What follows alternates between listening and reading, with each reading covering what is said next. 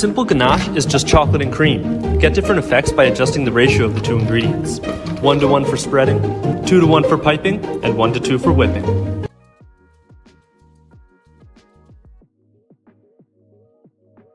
I may or may not have made my own birthday cake this year, but it's only because I learned that I can make my own dreams come true, and believe me when I say this chocolate fudge cake is dreamy.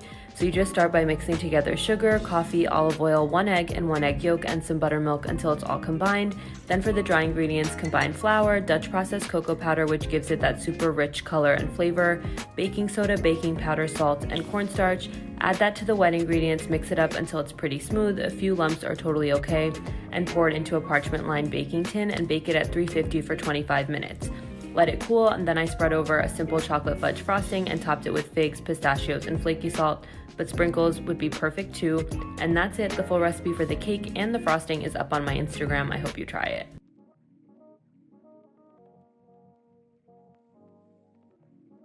Imagine making a cup that's entirely made of chocolate. Fam, you can literally drink beverages out of this chocolate cup. It's brazy. In our case though, we're making a little 2-2 ice cream chocolate popsicle tin, but regardless, it's light work and too easy to make. Give it a try.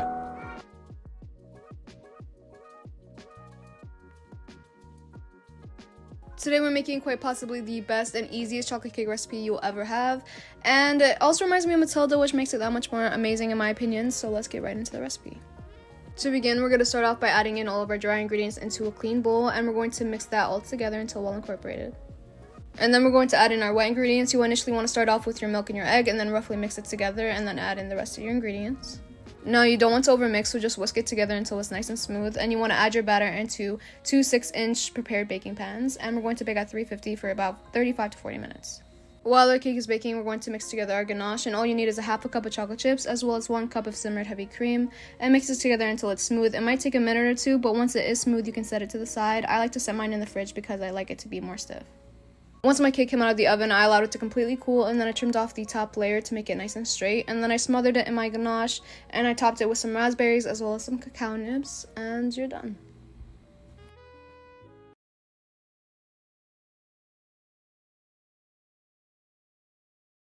As we all know, it's February 14th tomorrow, and I do not have a Valentine, so I'm going to be making myself a Valentine's Day cake.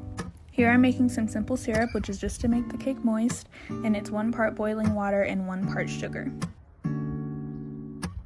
Now I'm making my buttercream frosting recipe, which I posted a few days ago, and dyeing it pink.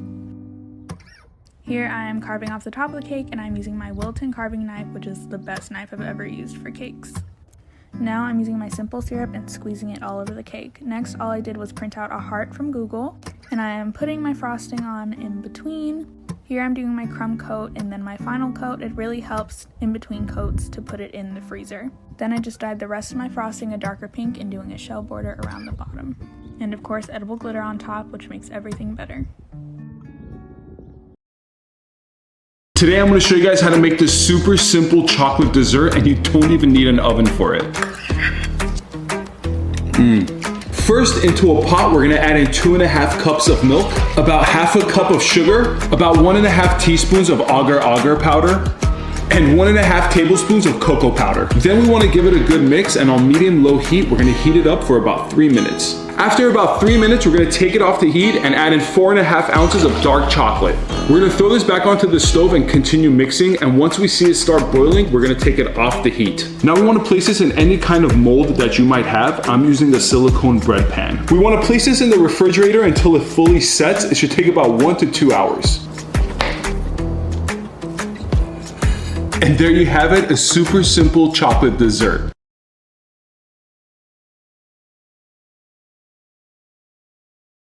Hey guys, let's make some fudge brownies. Chop up 11 ounces of semi-sweet chocolate and microwave that with 1 cup of butter. Add 1.5 cups of white sugar and half a cup of brown sugar. Then you're gonna need 5 large eggs.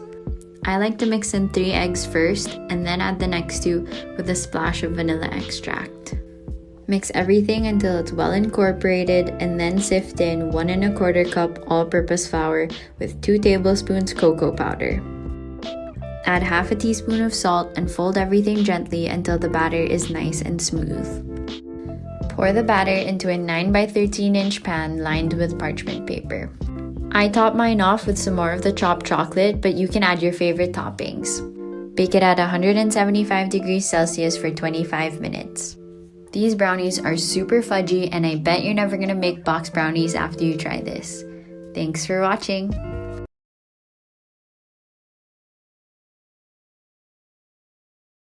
If you've been looking for a super easy and super moist chocolate cake recipe, then you need to try this.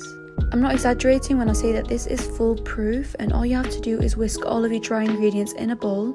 Once you've done that, just pour in some melted butter and some whisked eggs and give it a light mix.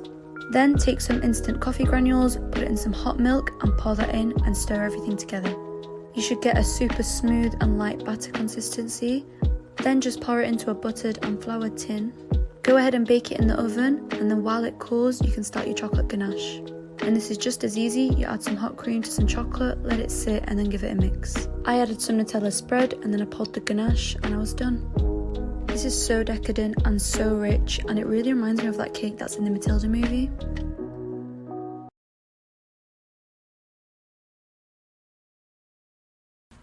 Let's make easy chocolate buttercream frosting made with dark cocoa powder. Add 4 sticks of unsalted butter into a stand mixer. With a whisk attachment, whip on medium-high speed until light, pale, and fluffy. This may take a few minutes, but this part is key to getting the perfect buttercream. Add in 3 cups of powdered sugar and mix on the lowest speed until combined. Then add in another 3 cups of powdered sugar and continue to mix on low speed. Next, add a bit of salt and 1 tablespoon of vanilla extract. Next, 3/4 of a cup of dark cocoa powder goes in. Mix on low until well combined. Drizzle in 1/4 cup of heavy cream, and then turn the mixer up to medium-high speed and whip the frosting for 2 to 3 minutes until light and fluffy. Switch to a paddle attachment or mix by hand with a spatula to remove air bubbles. This chocolate buttercream is perfect for cakes and cupcakes. It pipes well and has great chocolate flavor. Follow for more recipes.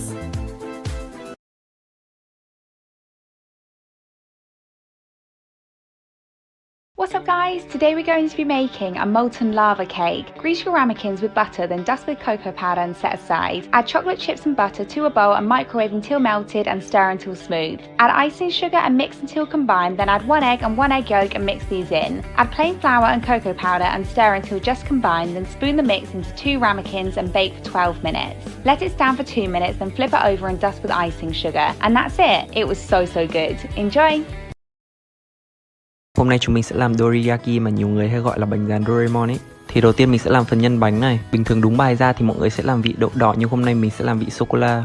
Thì mình chỉ cần đổ cái kem tươi nóng vào sô-cô-la rồi đảo đều lên rồi để vào tủ lạnh thôi. Đợi đến khi sô-cô-la đông lại là xong rồi. Giờ mình sẽ chuyển qua làm phần bột bánh nhá. Đánh 2 quả trứng với 50g đường này. Mình sẽ cho thêm 1 thìa mật ong và một ít vani nữa vào. Mình sẽ đánh cho đến khi đường tan hết chứ không cần phải đánh bông hẳn lên đâu. Giờ mình sẽ cho 60g bột mì và 20g bột ngô và một nửa thì cà phê bột nở nữa nhá. Mình sẽ dây bột cho mịn rồi tiếp tục đánh đều lên này.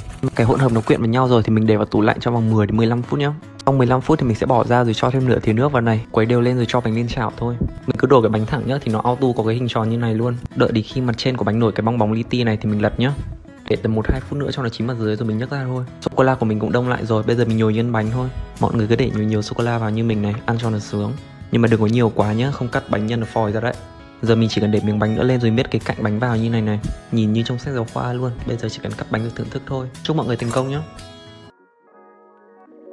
I learned how to make caramelized white chocolate the other day, and I wanted to share with you this deliciousness. Grab any bar of white chocolate. I had this huge one on hand, and the fat content was around 20%, and I'll mention why later. This is important. So I broke it up onto parchment, and I roasted it in the oven at 250 Fahrenheit for 10 minutes at a time, in total 5 to 6 times, using a spatula to smear and move around the chocolate until everything was evenly a caramel brown color. Because the fat content of this chocolate is less than 35%, I had to take an extra step to melt it down. So I moved it to a non-stick pot, added about a tablespoon of cream, or you can use milk, whisk and whisk and whisk until everything is evenly melted, and that's it. Move it back to the parchment, spread it evenly, top it with some flaky sea salt, eat it as is, or use it in baked treats.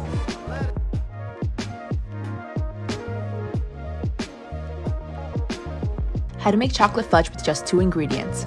Start out with your favorite chocolate bars or chips. Break them up if you're using bars. Set up a double boiler, or you can use a microwave, then add the chocolate.